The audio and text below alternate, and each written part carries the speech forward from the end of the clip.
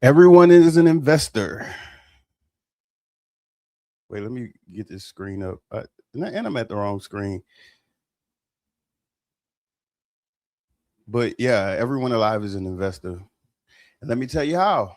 Before you tell me that you are not an investor, let me see your calendar. Let me see your search history. Let me see your bank statements, your screen time report, friendships, refrigerator, your teeth, your car, your home, your sleep schedule, and the conversations you keep having. Because everyone is an investor. The stock market is only one marketplace. Every day we invest time, attention, money, emotional energy, physical energy, trust, patience, reputation, and opportunity. There we go. Some investments pay us in cash, some pay us in knowledge, some pay us in peace, some pay us in stronger relationships, some pay us by preventing a future emergency. And some investments do not look expensive when we make them, but charge our future selves interest. Every habit is a deposit, every repeated decision is a portfolio. Every environment is either appreciating or depreciating something inside us. And whether we consciously selected our investments or simply inherited them from our families, our culture, our workplace, or an algorithm, the returns eventually arrive. Everything compounds. The real question is not whether you invest, the question is what future are your current investments purchasing? That's why I like doing this as a hobby because I've been using analogies accidentally my whole life and I have a place to put it to use. Chapter 1, the currencies we forget to count. Most people hear investment and immediately think about money, stocks, real estate, retirement accounts, cryptocurrency, businesses. Those are investments, but money is only one form of capital. Your life contains several currencies: financial, intellectual, social, emotional, physical, reputational, spiritual, community, and what may be most valuable currency of all, attention. Money can sometimes be recovered. A damaged reputation may be repaired. A neglected relationship may occasionally be rebuilt, but time has a strict no refund policy. Once an hour is gone, you cannot call customer service. There is no manager, no receipt, no return window. You can only decide what the next hour will purchase. This is why two people can earn the same salary, live in the same city, have access to the same internet, and still arrive at completely different destinations. One person may invest an hour into comparison, gossip, rage bait, fantasy, or monitoring people who do not know they exist. The other person may use the same hour to complete an application, prepare a meal, organize a room, research a company, check on a friend, study a new skill, or rest intentionally. Neither hour produces an immediate cinematic transformation, but repeat those hours for 3 years. Now we are no longer talking about 1 hour. We're talking about two separate lives. Everything compounds. That's like in my early 20s when I was working at a call center. One of my coworkers was currently at that time in school for information technology, and she graduated during the duration of us working together. And fast forward 3 years from that, 4 years from that, which was like I was probably 25 or something, 24, she was already in her career while I still was working jobs the way people work jobs. So that's just an example. Using myself to show you this is not a shame platform. I am the shame. Section 2. I might have skipped the next one. Yeah, the return on doing things early. When I invest in completing tasks as soon as reasonably possible, my return is not applause. My return is a future with a shorter to do list. My return is not waking up with 12 unfinished responsibilities standing around my bed like a jury. My return is mental space. People sometimes underestimate how much energy is consumed by things they are not doing. The unopened letter, the appointment that has not been scheduled, the form sitting on the table, the email that needs a response, the oil change light that has been glowing so long it has become part of the interior design. The task may take 15 minutes, but carrying it mentally for 3 weeks can consume hours of background attention. Procrastination creates invisible debt. The original task remains, but now it has accumulated worry, guilt, urgency, possible late fees, and consequences. Completing a task early is an investment in future peace. Think about your future self as a person you are responsible for. Tomorrow's version of you should not have to keep cleaning up financial, emotional, and logistical messes created by today's version of you. That is not freedom. That is identity theft committed across time. Every time I finish something early, I am leaving a small inheritance to the person I will be tomorrow. A cleaner room, a prepared meal, a confirmed appointment, a completed application, a research decision, a charged device, a full tank, a document backed up in more than one location. Prosperity is not always a mansion. Sometimes prosperity is opening your eyes in the morning and realizing nothing is immediately on fire. Not to mention, all of that energy you save over time compounds as well. The energy you saving from not having to catch up on things you procrastinated with, it is subtle initially. You don't realize that, dang, I finished work today, but I don't have to worry about having to clean up my house, or I don't have to worry about meal prepping because I did that on the day I said I would. And it also adds to your inner dialogue. A lot of people do not realize when we break promises to ourselves, our inner dialogue notes that. So if we constantly saying we're going to do something and we never do it, our inner dialogue just marks it as something that we will never do. That's just a oversimplification of it, but I've elaborated in previous videos and I definitely will elaborate in future ones. So stay tuned. Or whatever they be saying. Knowledge is a portable investment.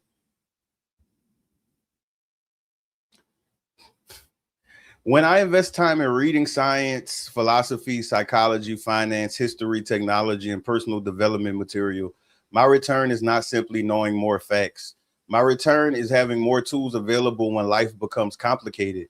Knowledge gives language to experiences that previously felt confusing. It helps us recognize patterns. It makes manipulation easier to identify. And there's a lot of that going on.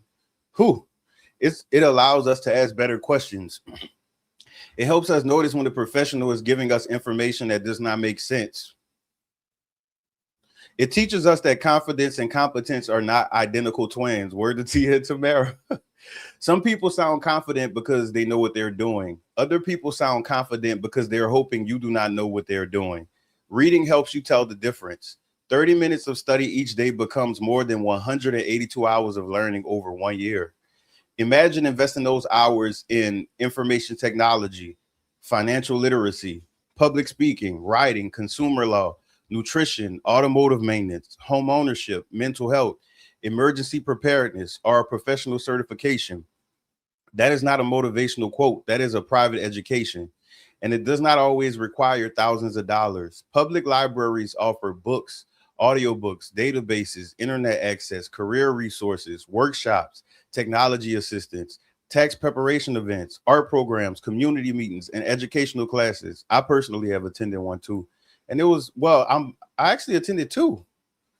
And they both were pretty cool. Pretty cool. You meet all kind of people there, even though my goal is never to meet people, because for whatever reason, I've been a people magnet my whole life. Even when I think I'm giving off something like, oh, I think that I'm giving off a mean face, or I think that I'm giving off standoffish energy intentionally, I'm not. Like, for whatever reason, I'm like the tree at the Showtime at the Apollo. Community colleges frequently host workforce programs. Cities offer public meetings and neighborhood events.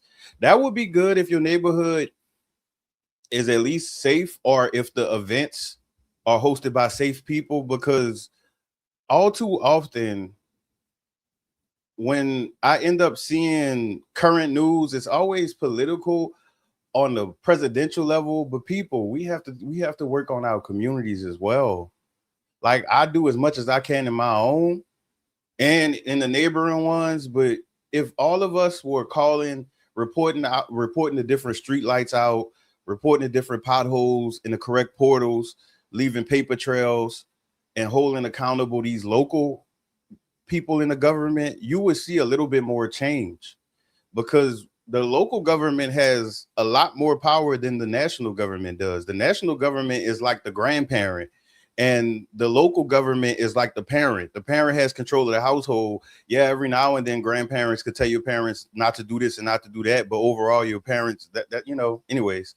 Museums have free days, parks hold wellness programs, faith communities and spiritual organizations host support groups, lectures, meals, and volunteer opportunities. Workforce centers help search for jobs, prepare resumes, and explore training opportunities. But many people are asleep on these resources because free knowledge does not always arrive with luxury branding. The internet has trained people to mistake price for value. Something does not have to be expensive to be life-changing. A free library card can produce a greater return than a finance luxury item purchased to impress people who are also in debt. Knowledge is one of the few investments that can be taken almost anywhere. A job can end, a company can close, technology can change, a relationship can dissolve, but what you learn can travel with you. The philosopher Aristotle argued that character is developed through repeated action. We become just by practicing justice, disciplined by practicing discipline, and capable by repeatedly doing capable things. Knowledge gives us the map. Habit determines whether we travel. And I could tell you from experience, recovering out of procrastination, it's almost impossible for me to procrastinate now. If something is needing to be done and I am in the current present moment of being able to do it, I don't even let myself, like my brain puts me into finish mode, finish him, and then I just get it done. And that took a lot of work because it does seem easy to put stuff off.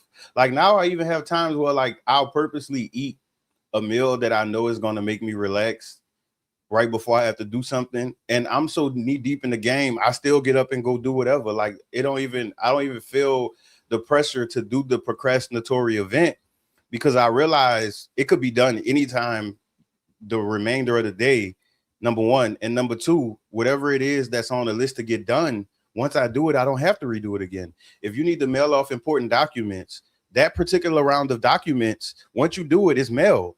That's it. Now, if they ask you for more documents, that's a second round. And then when you do that, it's gonna be done. Or if it's something like organizing your house, when you realize that organizing your house is something that is not a one-time task, it's easier to knock it out. Yes, you're gonna have to do it later, but at least now when you knock it out, when later come, it's not gonna be a buildup of 2, 3, 4, 5, 6 months or weeks.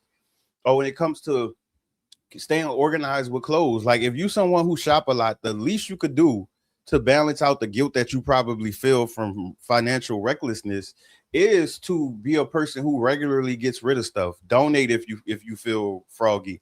Sell it if you feeling froggier, or give it to someone you know if you feeling froggy. Yes, good luck with that. Don't monitor whatever you give to people because a lot of the times you think you're doing something nice giving people stuff, but they didn't deserve it anyway. That's why they break it. That's why they misuse it. That's why they lose it. That's why they let other people use it. Projection. Attention is capital. When someone invests attention into getting to know a friend, child, lover, neighbor, colleague, mentor, or community member, the return may be a bond that makes life less lonely. I ain't gonna project on that part. I'm gonna let y'all rock. Is the sun going down? Because it got me looking red. Did that help? Sort of, kind of. It may become a reference for a future opportunity. That connection may become a bridge over the troubling waters of life. It may introduce you to a trustworthy professional who can steer you away from bad actors wearing professional costumes. It may become a life partnership that is not romantic at all, but still allows two people to sharpen each other's iron when the rust of society begins dulling the blade. We often measure relationships by how long we have known someone, but time does not produce intimacy. And this is a 35-year-old that will be 36 at some point. Yes, no, time does not produce intimacy. Time actually, when you give time to relationships that clearly were never what you thought it was, and you still in denial of what it's supposed to be, and you trying to put it in a under a title that it clearly is not based off of actions alone, David, that resentment is gonna come like a student loan notice letter. Attention does. Some people have known each other for 20 years and have never had a conversation deeper than a puddle in August. Other people meet and quickly recognize shared values, intellectual compatibility, honesty, and emotional safety. Philosopher Simone Weil connected genuine attention with generosity. That idea matters because attention says, I am here. I see you. I am not waiting for my turn to speak. You do not have to perform to remain visible. Attention is one of the purest investments we can make in another human being. And yet we now live in a society where a person can be physically present with family while emotionally stationed inside a phone. I just saw the other day a man was walking his dog and with his wife and his kids. Sounds beautiful until The wife drifted ahead, and the husband was so busy on the phone, the dog and the children was in the street, and he was not paying attention. A parent may be walking beside a child, but observing strangers online. Two friends can share a table while both silently reporting for duty in separate digital universes. A couple may spend the evening together without actually encountering one another. According to Pew Research Center's 2025 survey, 90% of American adults reported using the internet daily, and 41% described themselves as being online almost constantly. Among adults under 30, that figure reached 63%. The technology is not automatically the enemy. A phone can help us learn, work, navigate, call for help, maintain relationships, access services, and create opportunities. But a tool becomes a thief when we no longer decide when to put it down. Your attention is voting even when you're not. Every click says more of this. Every pause says this deserves my life. Every hour says I am willing to exchange part of my existence for this experience. Spend attention carefully. It's your life in liquid form. And that is why, like, I make sure to constantly give resources and alternatives, because the way patterns form, if we take an element of our pattern, which could be a cell phone, it could be a vehicle, it could be, like if you're used to driving to work every day, if suddenly you don't have transportation, you're now going to have to readjust everything to whatever your new mode of transportation is. If it's catching a bus or walking or a ride share, now you don't have that small window that you had when you were in your own transportation. You have to add extra time to be prepared to leave out the house just in general. And then also extra time of commuting and things like that. So when it comes to people wanting to change from cell phone, like the way they use cell phones, you have to make a conscious change. And it takes you observing yourself and seeing all of the connections, the habit loops, what moments make you put your phone out without you thinking, stuff like that. Because cell phones are like IVs. If you've ever had an IV before, they insert it into you, and then once it's in, they can put anything else through that IV. So like if they put an IV to give you food, if they also need to give you medicine, they just put it in through the IV. If they also need to give you some, like whatever else, like, I'm not a doctor, but cell phones are the same way, because you have the cell phone, it is addictive, and then you can put social media, you can put gambling apps, you can put so many different things because it's already injected in you. I already have a video writing about that. Section 5, due diligence is an investment in options. I have seen what happens when I invest too little time into job hunting, car buying, apartment searching, or house hunting. The desired item may still be obtained, but its quality can be greatly diminished. Rush job hunting has led me toward lesser paying employers and toxic environments that a few hours of research might have warned me about. A company review site cannot tell you everything. Disgruntled employees leave reviews. Companies manipulate appearances. Workplace changes. But patterns matter. If 50 unrelated people describe the same dysfunction, that is not gossip. That is a pattern wearing work shoes. Rushed apartment searching can lead someone toward unsafe neighborhoods, neglected buildings, pest problems, hidden fees, maintenance issues, flooding risks, or management companies that disappear faster than responsibility after move-in day. A rush housing decision may solve one immediate problem while creating 20 recurring ones. How well do I know? Starting 3 months before a planned move creates options. Options create negotiating power. Options reduce desperation, and desperation is expensive. Desperation makes red flags look beige. It turns available now into a personality trait. It makes people accept jobs, vehicles, apartments, contracts, and relationships that they will reject if they believed another option was possible. The Stoic philosopher Epictetus taught that wisdom begins by distinguishing within what is within our control from what is not. We cannot control every employer. We cannot control every landlord, seller, mechanic, agent, contractor, or professional. But we can control how early we begin searching, how many questions we ask, what records we keep, which reviews we read, whether we inspect the details, and how quickly we walk away when the story stops making sense. Preparation does not guarantee perfection. It increases our range of choices and options are a form of wealth.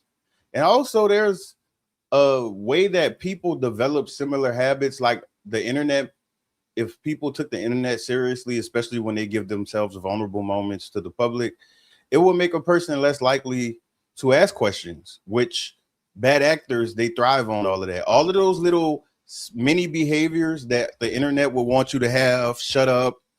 If something wrong happened to you, shut up because it's probably your fault. If you are calling out a contradiction, shut up because the person you calling out the contradiction is well liked by many people and you'll never win. That type of stuff is why many bad actors thrive, and the internet is just reinforcing those behaviors and they don't even realize it.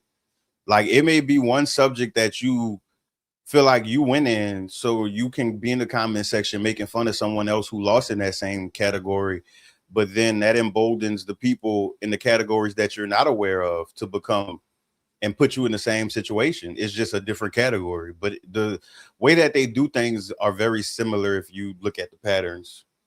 You know, just trying to keep y'all safe out there, even though I can't do that. Y'all some dangerous people. Like, I don't know, like when they say survival of the fittest, investing in the body before body sends an invoice. Chapter 6. Investing in yourself includes many categories, but let us begin with something basic: dental health, brushing, flossing, being mindful of food and drinks, drinking water, paying attention to discomfort, receiving preventative care when it is available. I'm not talking about chasing a manufactured image of perfection. I'm talking about basic maintenance. Dental issues can begin with sensitivity or staining and progress into cavities, pain, gum disease, tooth loss, or infection. The CDC reports that more than 40% of adults have experienced mouth pain within the previous year, and more than 80% of people will have experienced at least one cavity by 34. Many oral health problems can be prevented or reduced through consistent care and professional treatment. A toothbrush is inexpensive. Dental neglect is not. The return on basic care can include fewer painful emergencies, better sleep, fewer missed work days, greater comfort while eating, reduced future treatment needs, and a greater chance of keeping your natural teeth. But because we live in an externally driven environment, people may invest more in appearing healthy than in maintaining health. They will buy an outfit for a picture, but ignore the pain that follows them into bed. They will purchase whitening products while avoiding the appointment needed to address the actual problem. I actually saw people trying to buy other people's prescription narcotics. Anyways, they will finance the invisible and neglect the foundational. That is not vanity alone. That is a society teaching people that being seen matters more than being well. But your body does not care how well you curated the photograph. The body keeps its own accounting system. It records sleep, movement, hydration, stress, nutrition, pain, substance, rest, neglect, and eventually it sends a statement. And honestly, if you are someone growing up in the digital age, you have no choice in certain instances but to follow suit of the adults around you. A lot of people do not realize how many children are on the internet for whatever reason, and they shouldn't be. But and all they seeing is adults praising external validation, external images, reputation based off of materialistic items, and etc. So, what do you think they're going to view the world as and start doing in their own life? Like, investing in what already carries you. Investing in transportation means having gratitude that the vehicle is available and working while learning what keeps it working. What fluid does it require? What do the warning lights mean? How old are the tires? What does unusual braking feel like? When was the oil change? Where are the insurance documents? What equipment should be inside the vehicle? How does the car behave before something fails? Many people do not learn anything about their vehicle until the vehicle begins speaking in tongues on the interstate. A car does not have to be a luxury vehicle to deserve maintenance.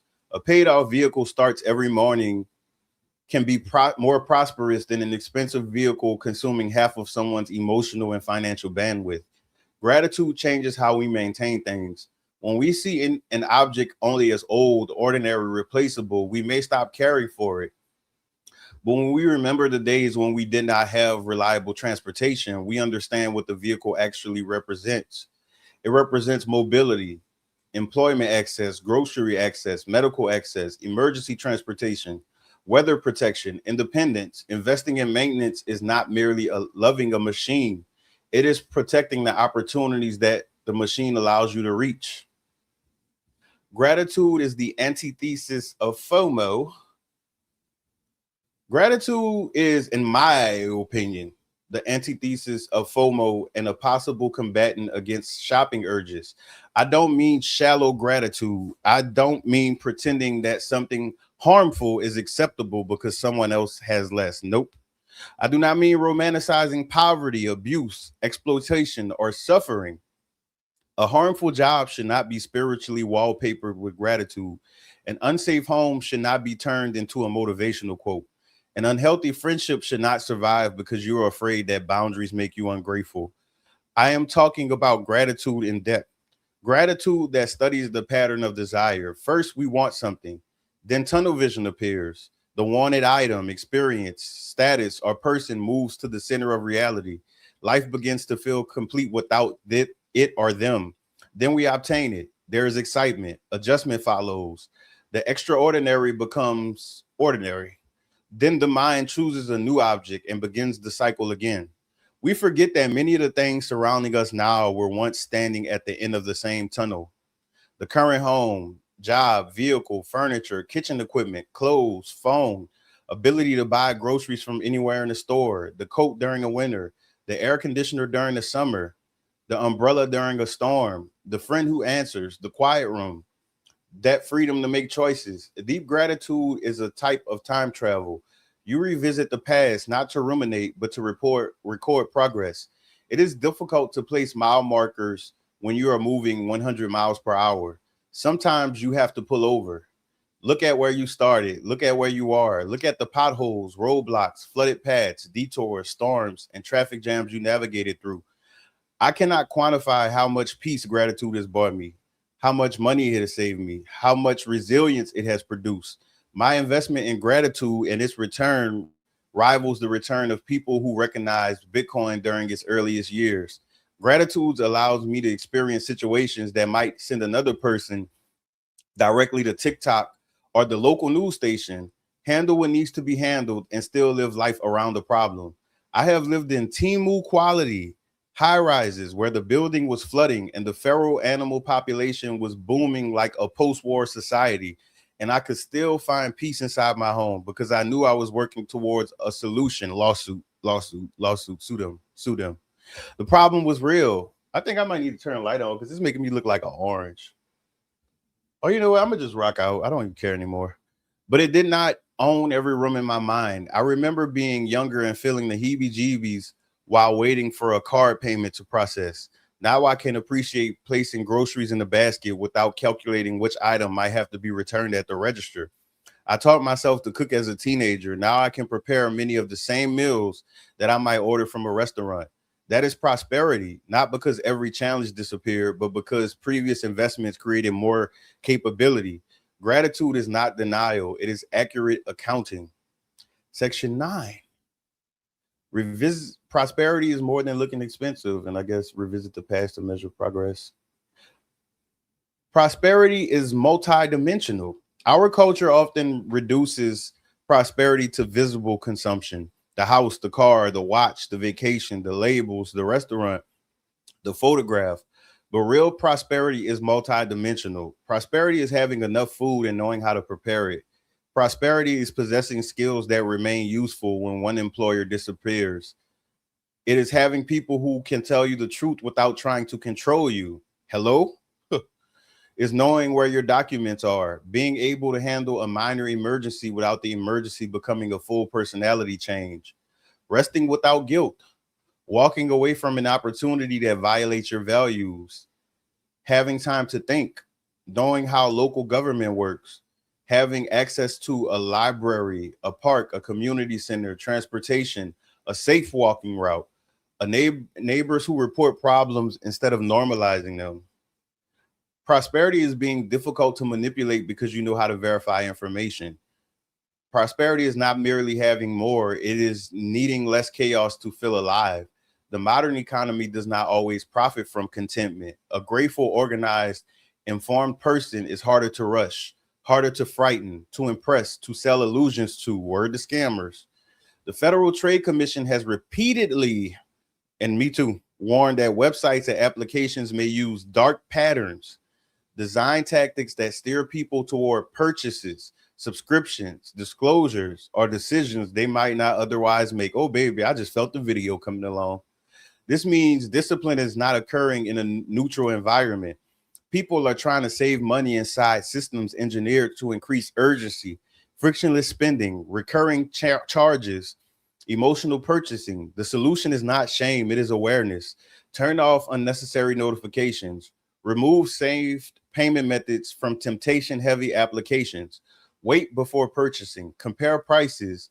Read cancellation terms. Study your emotional state. Ask yourself, do I want this item or do I want the emotional promise attached to it?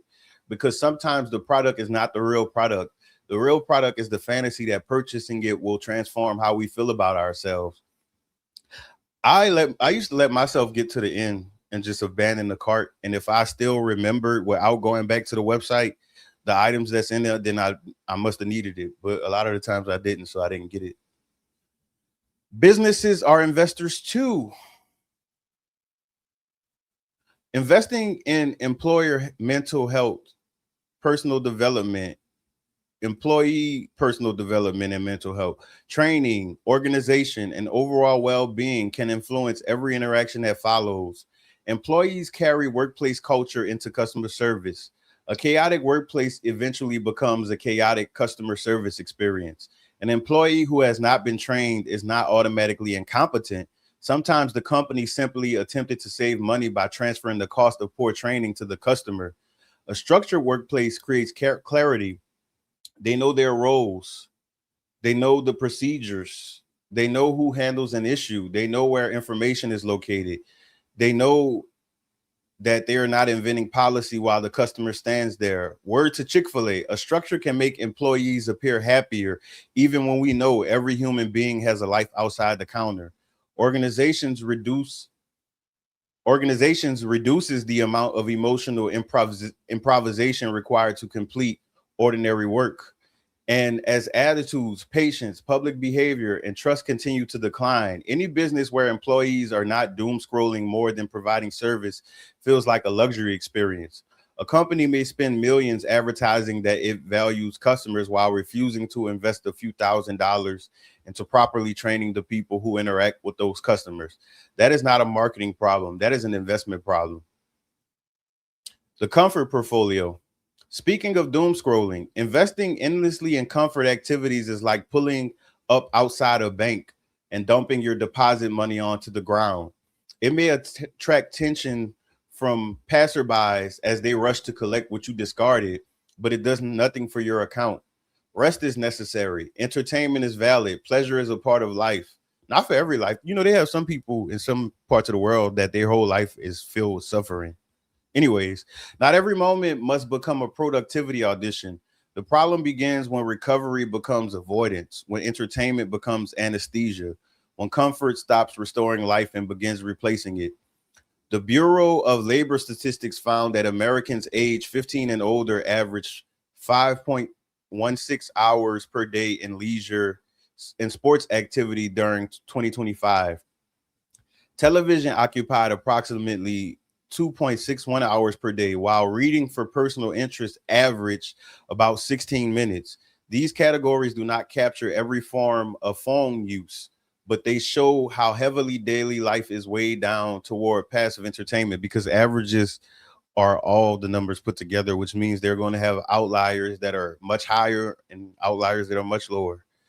At 2.61 hours per day, television alone represents approximately 953 hours over a year. That is almost 40 complete 24-hour days. Again, the message is not that watching television is immoral. I watch television. Stories can teach us. Can they?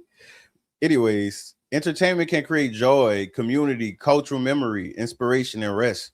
But 40 days is an investment. What did it return? Did it help you recover? Did it inspire a project? Did it connect you with people? Did it teach you something? Or did it simply keep you sedated while unfinished responsibilities multiplied in the next room? Everything compounds. Comfort compounds too. The American Vice portfolio. Well, I guess I was supposed to show that too. Yeah, we could show that for a few seconds while I get started on section 12. Let us create a hypothetical person named Jordan. Jordan is not lazy. Jordan works.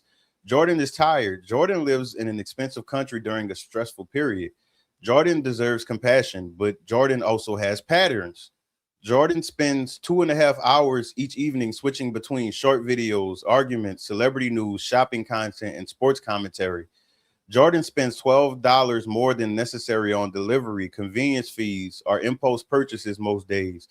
Jordan places $40 in sports bets each week because every advertisement presents gambling as another form of sports participation.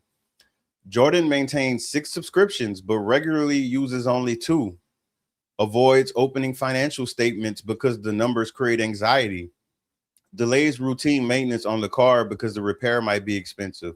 Stays awoke too late, wakes up tired, purchases convenience to compensate for exhaustion, and then feels guilty about spending.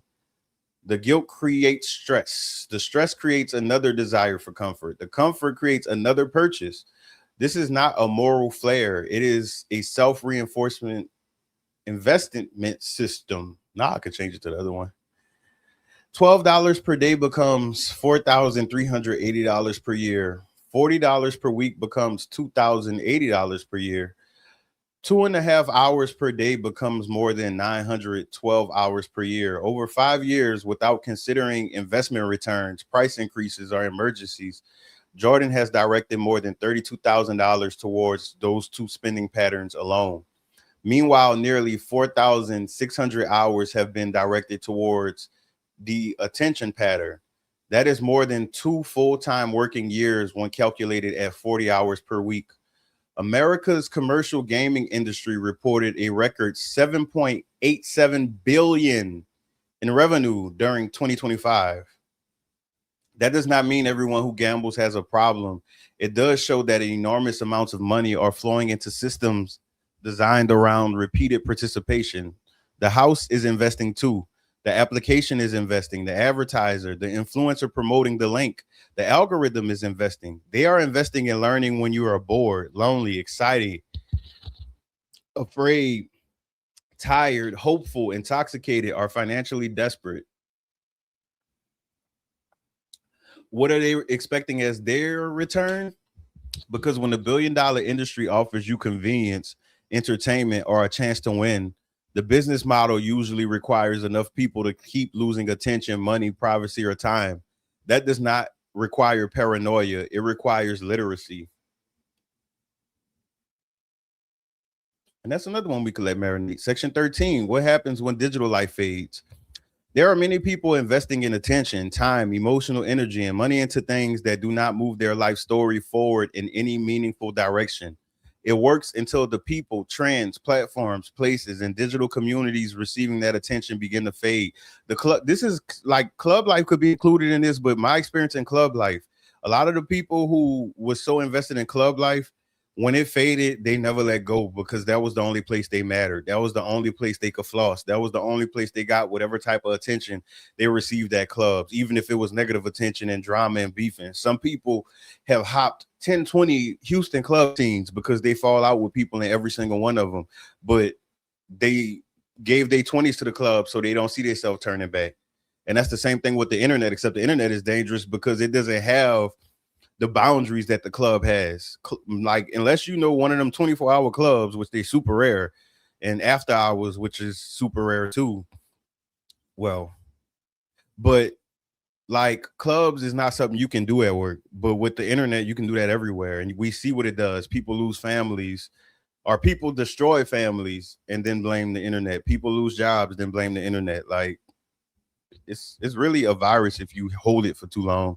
It's like a flame. It's pretty to look at. You can light a candle with it. You can make food with it. But if your belongings get caught in it, it's going to destroy everything. It reminds me of a waking dream. At first, the dream feels vivid. Then reality sets in and pieces begin disappearing. That rapid fading is commonly described as dream amnesia or rapid dream forgetting.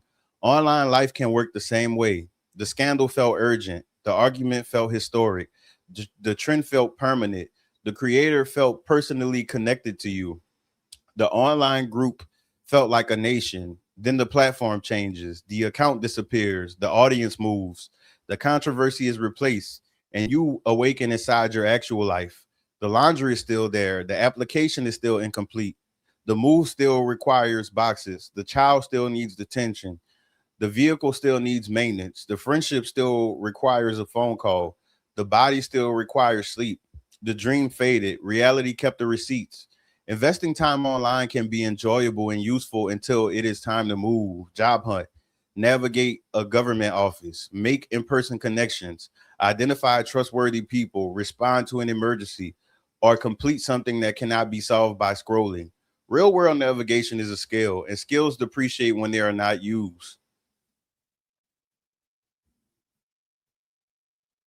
Look up section 14.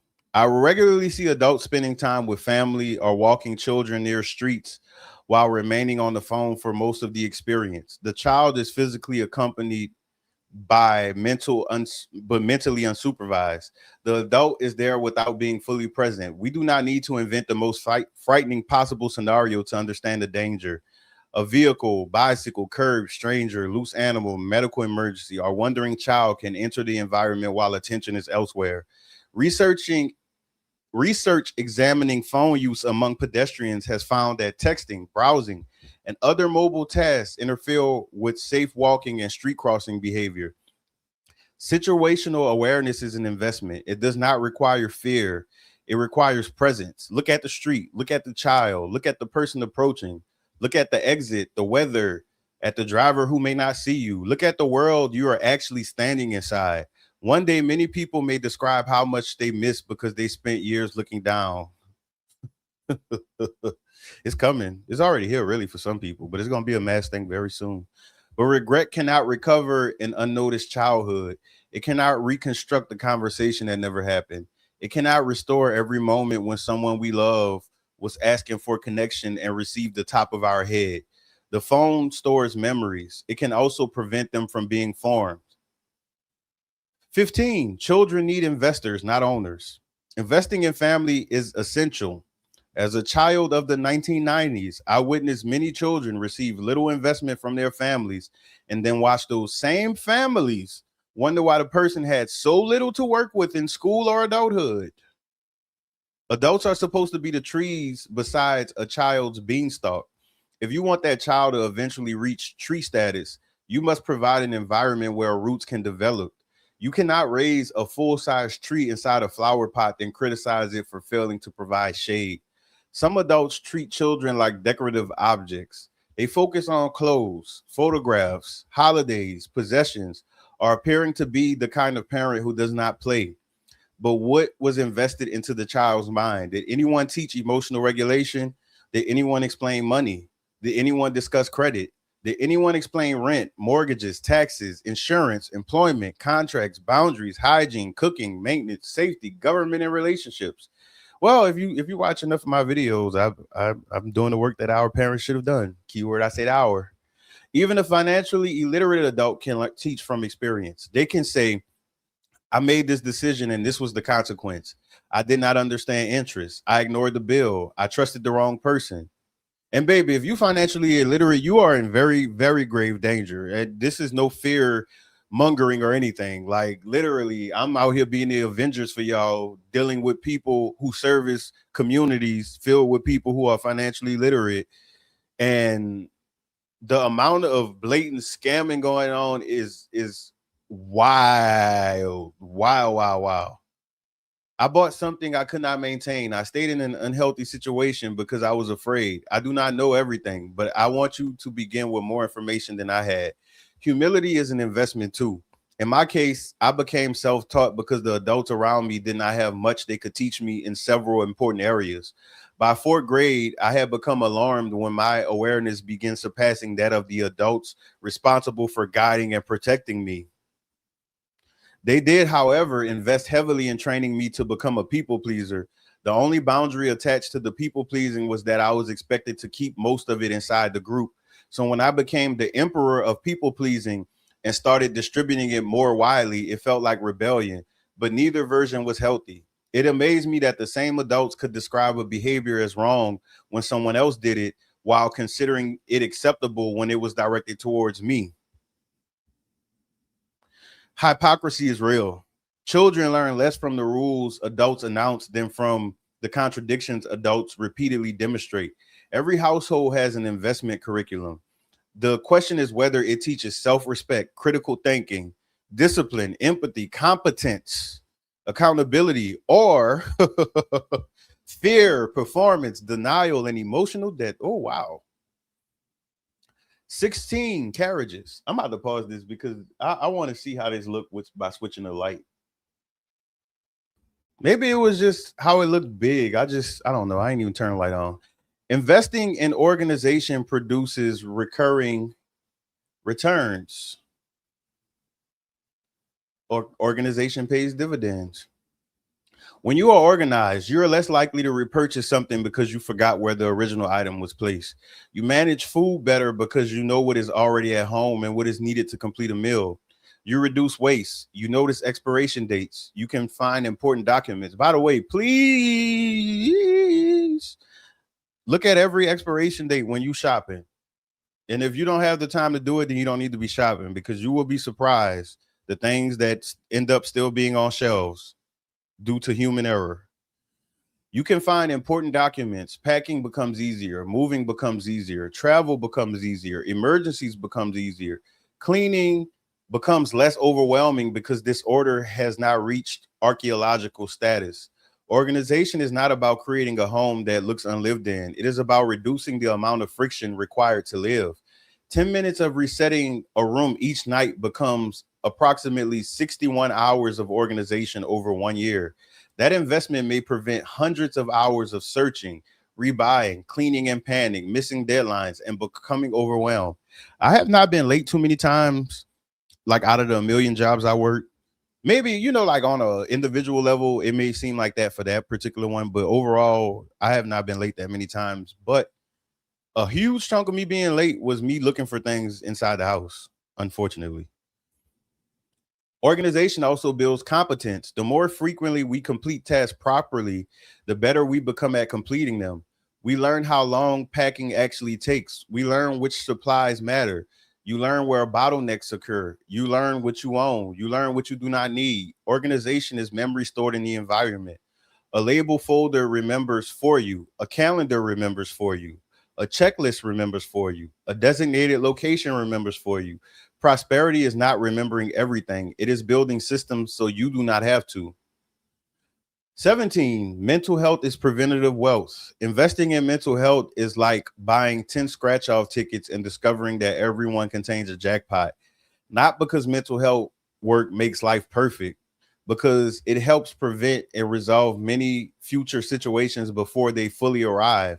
Mental health investments can help a person recognize harmful patterns, regulate emotional reactions, and emotional reactions is how a lot of people get to people, even in professional environments. If a person want to get you to where they need you to be, they're going to start using emotional tactics, which is funny to a person like me because I laugh diabolically whenever I get those bait and switch moments, because I'm not a rat. I don't eat cheese. Regulate emotional reactions, set boundaries, leave destructive environments, communicate more clearly, recover from disappointment, identify manipulation, problem solve under pressure, accept what cannot be changed, and confront what can. Mental health is discussed regularly, but some of the people doing the most damage to other people's mental health are the loudest people speaking about it. They know the vocabulary. They can say triggered, boundary, narcissist, trauma, safe space, and healing. But language without accountability becomes camouflage. Mental health investment is not memorizing therapeutic words to win arguments. It is becoming safer to yourself and others. Poor mental health can contribute to burnout. Burnout can separate people from purpose. Eventually, someone may feel as if they are drifting through life as a shell of themselves. In some families and communities, neglected mental health becomes a household hand-me-down. Fear is inherited. Silence is inherited. Protecting abusers is inherited. I added that one, even though I wrote this, but I added it to the script that I wrote because, Yeah, silence. Emotional volatility is inherited, avoidance is inherited, but interruption can also become an inheritance. When one person begins seriously investing in mental health, it can change which relationships feel normal. It can change which environments remain intolerable. It can change which people have access.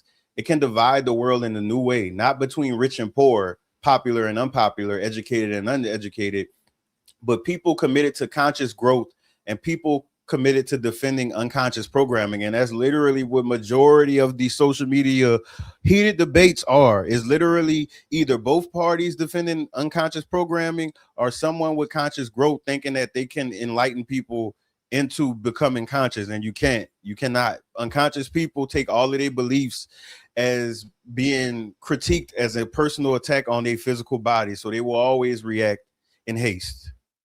Give it up delicious. Let them people be them. You will never see me engaging with the beast unless I'm just feeling facetious at the moment, which is very rare.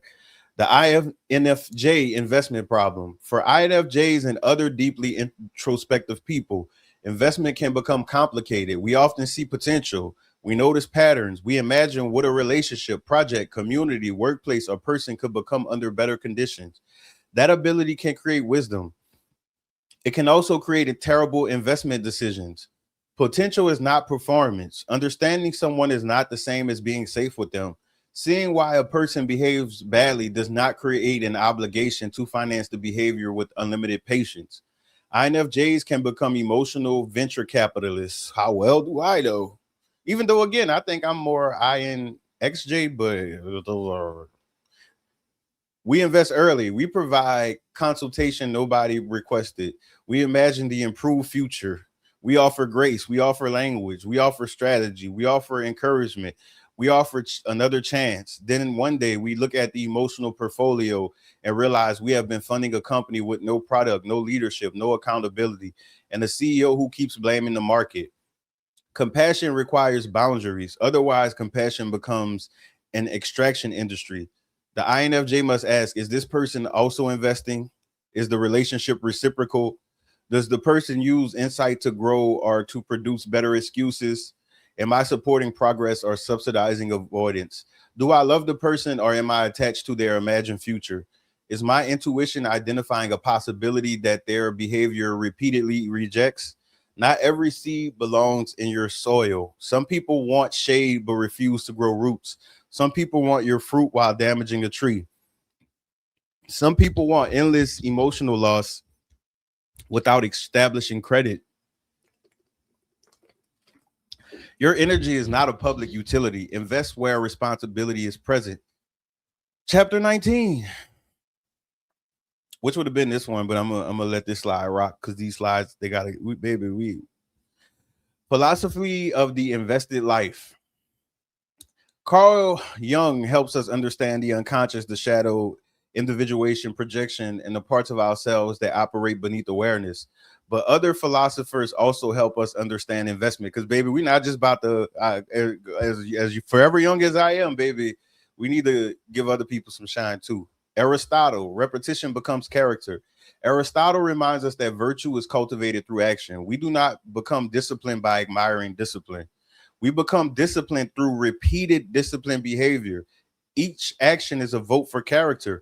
When you like, one example is that a person who as a retired party animal, I didn't come in the game a party animal. It wasn't until I continuously did party animal things and pushed myself over and over again that eventually that became a part of the programming. Me telling myself that I'm going to go out and have a good time didn't work the first few times because I didn't feel like it. So that's just an example.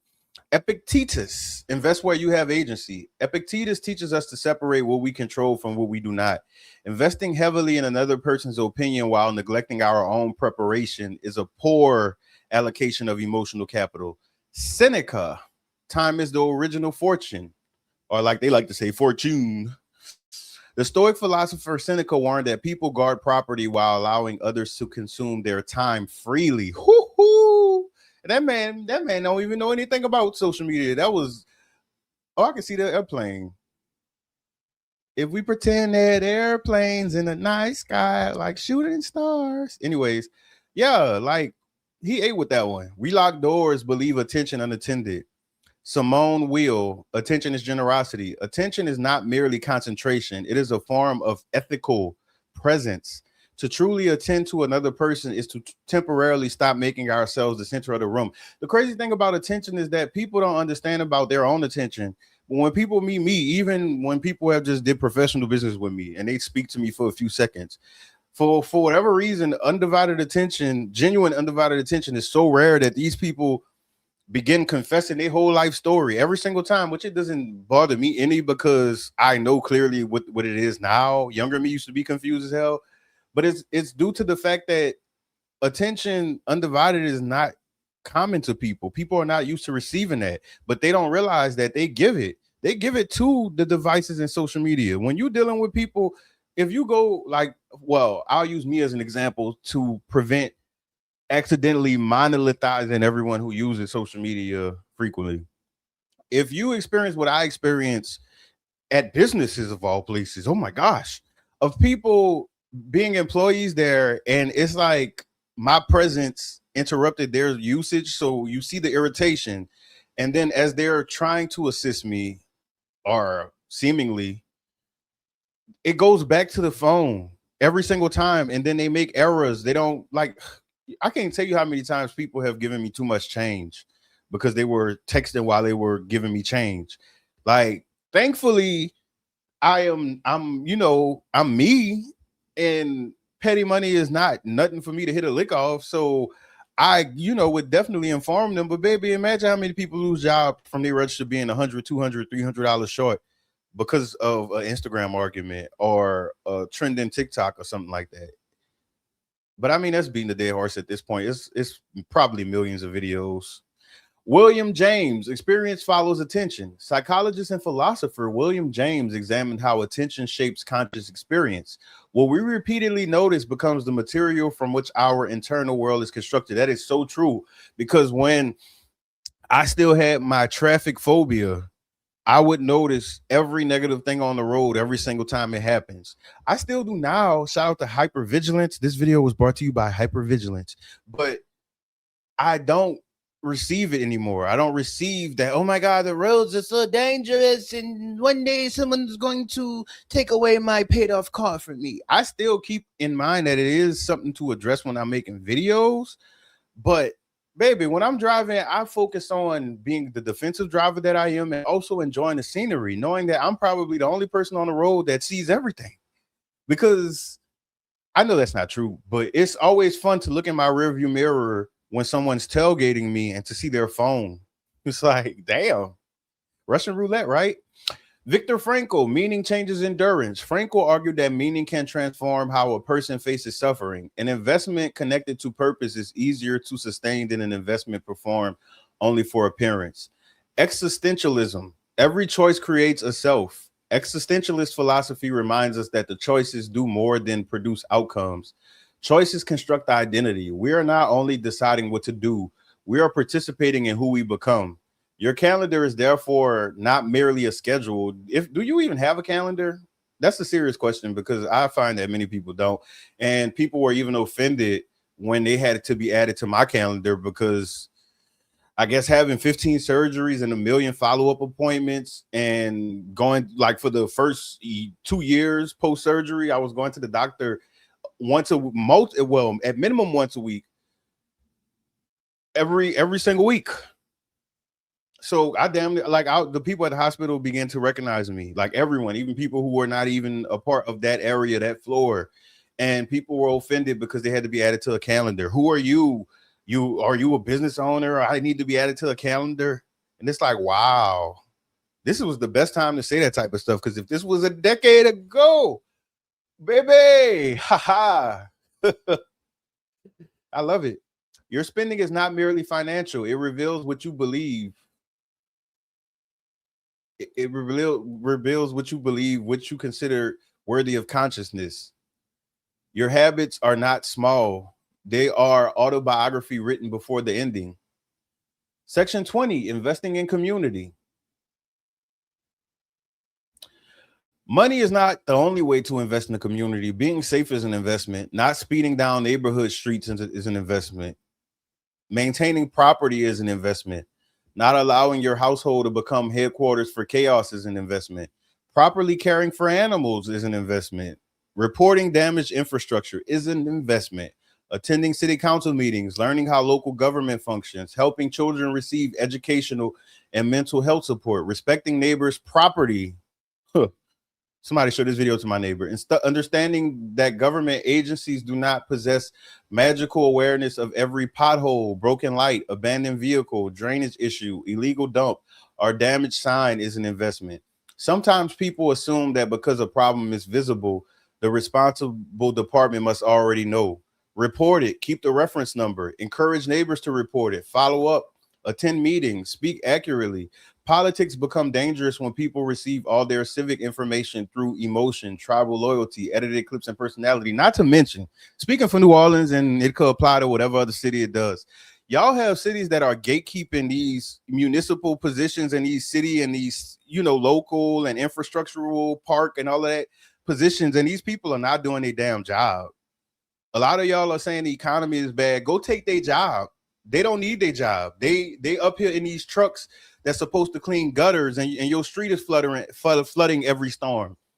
And unless you have me or somebody else as a neighbor who get out there and with boots on and fight water moccasins and stuff to get the drains clear, then you just literally sitting in a pond until further notice. So all of this energy that be given online for these celebrities, for these politics, for these people that y'all don't know at all, could be used for your neighborhood, could be used for your family. It's battles that need to be fought in real life, not physically, but either through direct action, through changes, through removal, through stuff like that. Y'all are so drained to fight in real life because you gave it all on the internet. And y'all training these babies to be the same way. Not to mention, y'all think the economy bad now. If y'all continue with all of these uneducated people raising uneducated children, and y'all are being educated by uneducated people online. So even if you are educated, you're being led by people who are dummies, giving misinformation, who don't clearly separate facts from their own opinions, who do not even know basic law, and giving their opinions on situations where the law is clearly broken if they just pulled up a quick document of what that law is for that particular crime. Like, y'all in danger. No fear mongering. Go to the source, read the agenda, look at the budget, listen to what was actually proposed, know who has authority over the issue. Community investment also requires adaptation. When someone upgrades from a destructive environment, the goal should not be to export every destructive behavior into the new environment and demand that the entire community acclimate around the individual. Leave the less developed behavior behind. Learn the standards, respect the shared spaces. Prosperity without civic responsibility becomes expensive chaos with countertops. For me, honestly, though, attaching ignorant, emotional, because there's different layers to it. It's not just like a person gonna be ignorant, their whole personality is ignorant. It could be ignorant in a certain category that matters the most, and aware in ones that don't really matter. People who are reckless in any way, shape, or form are a complete liability to me, and I don't tolerate it at all. That's why when it comes to communication with people, wherever you connected with me at, if we communicate that's fine, but I will never allow people into my life because I see the damage that can be done, especially the conflict of interest when you take a liking to this person and you think that you can be the driving factor behind their growth or their awareness or their change. No, baby, like, it's not even this imaginary war that people think is going on. It's not even a war. A war means that there's two sides fighting, baby. It's worse than that. It's really been going on for a certain part of society for a while. The internet just made it more public, and now other people are either becoming a part of it or they're seeing exactly what I'm talking about. But baby, look, ain't that much company in the world. I think for me too, my advantage is that I'm introspective, so I don't need people around. Like, people are a plus if you worth it, if you fun. It's nothing worse than being in the company of someone and they have nothing to talk about, or they complaining about stuff that they literally caused to be an issue in their own life, or just petty penny any shit. Because I'm 35, but soon to be 36. Baby, that was 20s. For me, I don't care how people grow or not. But what I will not do is allow you to be around me and force me to do things that I've been gave up. That's stuff that I did, and it don't need no specific age to say that this is the age it happens, and if it's before or after, it doesn't happen. But for me, I throw away old habits regularly. I've been doing this since I was a kid. I don't keep doing old stuff. Like if you that one flow of a hole to where you don't know how to grow or know where to go, then you got to hit the door because I have nothing else to offer or to show because you're slow. Anyways, driving is a collective investment. Driving is another shared investment. When people actually pay attention, traffic flows like melting garlic butter over a grilled steak. The fast lane is on point. Sorry to any vegans out there and PETA. The slower lane remains safe. Signals are used. Following distances exist. Tailgating is left at the football stadium where it belongs. One distracted or aggressive driver can create a chain reaction affecting hundreds of strangers. A late lane change creates braking. The braking travels backwards. The slowdown becomes traffic. The traffic produces frustration. Frustration produces reckless decisions. One person's impatience becomes a community experience. Attentive driving can reduce collisions, vehicle wear, repair expenses, insurance claims, lost time, injury, and emotional stress. Driving is not only transportation, it is cooperation between strangers operating heavy machinery at speeds the human body was not designed to absorb. Road courtesy is not weakness, it is civilization at 60 miles per hour. The prosperity timeline. I don't even like, why would PowerPoint even use that name of all names? Bitch, that's a op. Let us imagine another hypothetical person named Jneworleans. Jneworleans does not suddenly become wealthy. He begins with small investments. He saves $25 per week. That becomes $1,300 in 1 year and $6,500 over 5 years before interest. He studies for 30 minutes per day. That becomes more than 912 learning hours over 5 years. He uses part of that time to earn a certification and build a preferred braces, dry mouth, and shifting teeth, like shifting narratives. At 40 hours per week, that difference represents approximately $8,320 in additional gross income each year. She does not increase, or he, because was supposed to be editing it. He does not increase every expense immediately. He invests every part of the increase, schedules preventative appointments, maintains his vehicle, prepares more meals at home, checks library programs, attends 2 professional events each year, calls someone he loves every week. That used to be fun. But love should have bought you home. Spends 10 minutes each evening restoring order to his environment. Limits social media applications during work. Well, I deleted those. YouTube could be considered social media based on how you used it, but I'll leave encouraging words to certain pages, but you got 1 or 2 other people from your page saying crazy shit before I just continue to just click like, because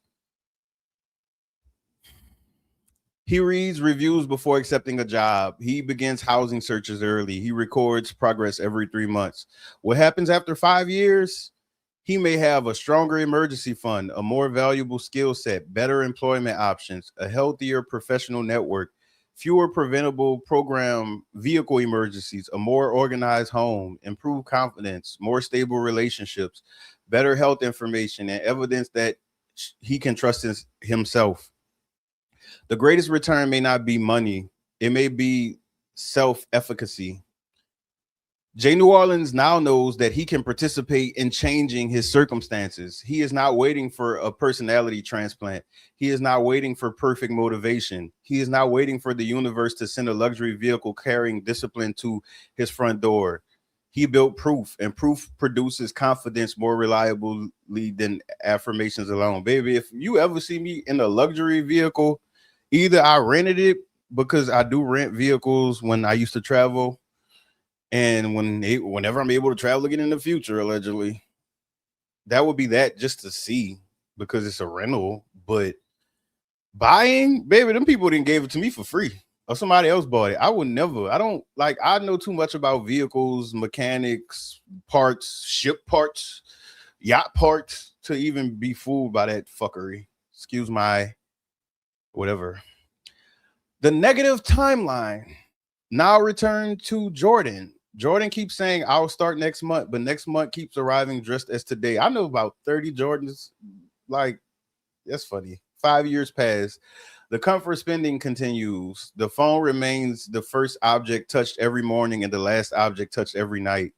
The job remains toxic, but no consistent job search begins. The car receives emergency repairs instead of maintenance. The apartment search begins 3 weeks before the lease ends. The rush move creates another expensive mistake. Friendships weaken because memes replace conversations. Whoo! That was one of the driving factors of me deleting social media. Imagine being in a hospital fighting for your life, and when you're still in the hospital, but you're not fighting for your life as hard as you were, you see that people send you memes. Like, anyways, health concerns become louder. Financial statements remain unopened. Subscriptions continue billing. Sports betting remains framed as entertainment, even as losses create stress. Jordan is not destroyed in one dramatic scene. That is important. Most decline does not arrive with cinematic music or the saxophones. It arrives as reduced options, higher balances, lower energy, fewer relationships, more avoidance, a neglected pain, a missed deadline, another year, another promise, another purchase designed to feel like progress. The negative return on poor investment is often not catastrophe, it is stagnation. A life that becomes increasingly difficult to change because every year of avoidance adds another layer of complication. This is why awareness matters now, not to shame Jordan, to interrupt the portfolio. And businesses, comfort businesses, make lots of money off of people who are drained. So the liquor, the gambling, the clubbing, all of these different things to temporarily numb your connection to whatever problems, issues, wounds you have. And it becomes a never ending cycle of you trying to comfort yourself. Your personal investment audit. Look at the major categories of your life. Time. Where did your time go during the previous 7 days? Which activities restored you? Which activities advanced something meaningful? Which activities simply made time disappear? Attention. What receives the clearest version of your mind, your goals, your family, your work, your health? Are strangers and algorithms? Money. Which expenses create lasting value? Which expenses create temporary relief? Which recurring charge no longer earns its place? What small action will reduce the chance of a larger for health? I'm sorry, health.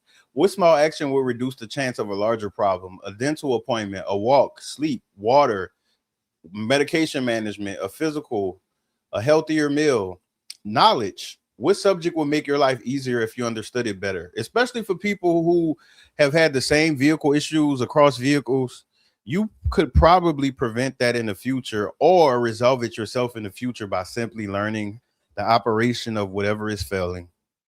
So simple. Credit, technology, law, nutrition, home maintenance, automotive care, communication. Category, relationships. Who invests back? No one. Who only withdraws? Everyone. Who deserves more attention? Myself. Who requires a boundary? The world. Environment. Does your space support your goals or constantly interrupt them? Can you find important documents? Do you know what food and supplies are already available? Community. Do you know who represents you locally? Do you know how to report neighborhood issues? And the thing about do you know who represents you locally? And the thing about any question that regarding knowledge, you do not have to commit it to your long-term memory to be able to recite it like the Pledge of Allegiance during a school day in the 1990s. You just need to know how to find it. That's all. And acknowledge that you don't know it. Don't try to assume it. Don't let no one else tell it to you. Know how to go to your local website, which is usually nowadays AI is in everything. So you can literally just say, direct me to my local government website. And you can look at it and it's on the page. The people had a picture and they probably smiling. And they probably have the tax preparation poses and all of that other stuff. Do you know how to report neighborhood issues? Do you know where free resources exist nearby? Future. What is the person you will be 5 years from now receiving from your current behavior? Not your intentions, your behavior. Intentions are prospectuses, I guess. I don't know. Like behavior is performance. The 30-day investment reset. For the next 30 days at your own risk. I am not recommending to do this. This is just a rubric that can be followed at your leisure and adjusted realistically for the life that you live, because this is personal development. This is not boot camp. For the next 30 days, choose one investment in each category. Invest in time. Complete one delayed task each day. Invest in knowledge. Read, study, or practice for 20 minutes. Invest in health. Choose one basic act of maintenance. Invest in money. Save or redirect a small fixed fund. Invest in relationships. Give someone 10 minutes of undivided attention. Invest in organization. Reset one small area. Invest in community. Learn about one local resource, meeting, office, or service. And if you have a library in your area, it is a possibility. I can't speak for all governments because, yes, we're one nation divided. Anyways, a lot of them have adult education. So if you lack in education for whatever reason, because everyone's story is completely different, like I literally know 20 people, that's just a random number, but I've met 20 people that cannot read, and all of the reasons are completely different from each one. Like most of them work offshore, but they have adult classes at the library that can help people up their education, because the more education you have as it pertains to the environment you live in. So not just getting an education, like go and get a astronaut degree and you live in the jungle, like make sure it applies to where you live at. That'll help. Invest in gratitude. Record one thing you once wanted that is now a part of your ordinary life. Do not wait for the actions to feel dramatic. Compounding is often boring in the beginning. A seed does not produce a motivational speech on the ground. It grows quietly. The roots develop before the evidence becomes visible. Your life may be improving before it looks impressive. Continue. Closing. Everything is an investor. The person reading a book is investing. The person avoiding the application, the parent listening to a child is investing. The parent scrolling besides the child is investing. The person maintaining the vehicle, the person ignoring the warning light, the person attending therapy, the person defending every inherited pattern, the person saving $25 is investing. The person placing another bet is investing. The person organizing the folder, the person throwing the document into another mystery pile is investing. No one escapes the market. We only choose different assets. Some assets pay in peace. Some pay in knowledge, options, health, stronger communities, financial stability, regret, emergencies, years spent trying to recover with attention neglected. Your life is already producing returns. Look around. Some of the results surrounding you begin as tiny deposits no one noticed. That means the future can also begin with tiny deposits. One completed task, one saved amount, one honest conversation. Have fun. One application, one appointment, one research decision, 1 hour away from the phone, one library card, one boundary, one repaired habit, one moment of gratitude. You do not have to transform everything tonight. You only have to stop investing blindly. And please, if you are a person who uses the phone heavily, stop projecting your high phone usage on people who do not use the phone or the applications that you use as the person being different, or the favorite thing that people like to say when things are too different is weird. Stop projecting that, because I don't know how many people I had to send my actual screen time screenshot to for them to see that this is not no joke. Like, I seriously don't rock with the phone like that. You got to see a 16-minute average screen time per day to believe it. Like, anyways, but I also find that liars are typically skeptical people. Like, they're aggressively skeptical, even in things that clearly are not a lie, and they're still skeptical. That's usually a sign of a liar, in my experience. Not all of the time. Maybe someone might be triggered, but yeah. Reallocate your attention, protect your time, invest in what protects, strengthens, educates, connects, and frees you, because everything compounds and the future is always collecting deposits. And dear gosh, if you made it to this far in the video, first of all, thank you so much. Second of all, if there's any life questions you have that you would like for me to possibly answer, if I've mentioned it and you have a question about it, that is fine as well. I still read comments, but I probably won't reply to every comment. Who knows? I don't know. Like that. That's not really a guarantee because you just never know what you're gonna see in the comments. And I really don't care because this is a hobby, and getting too deep into analytics takes away the freedom and the actual me wanting to do this. And it kind of transitions to a feeling like it's required, like, oh, I have to reply, I have to make, like, no, it's still a hobby because this is information that if a person actually listens, they will learn something. I can guarantee that, like, a person could learn at least one thing in the video, but that's up to them. I'm not forcing it on you. But it could also make life easier because unfortunately for y'all, the scammers are out there. I'm just trying something out right quick. Oh, where did I go? I'm back. But that's it. Yeah. Thanks for tuning in. And for people who feel compelled to support channels that they like, the best thing you could do is just watch the whole video. Use it, turn it on in the background. Like, they have buku videos.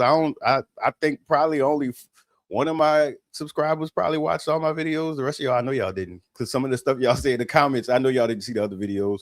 And this is a continuing story. I try not to be too redundant. Certain parts I will repeat for the sake of the current video, but it is some points I made in previous videos. If you don't see the videos, you may never know. But thank you, and I hope everything gets better for you.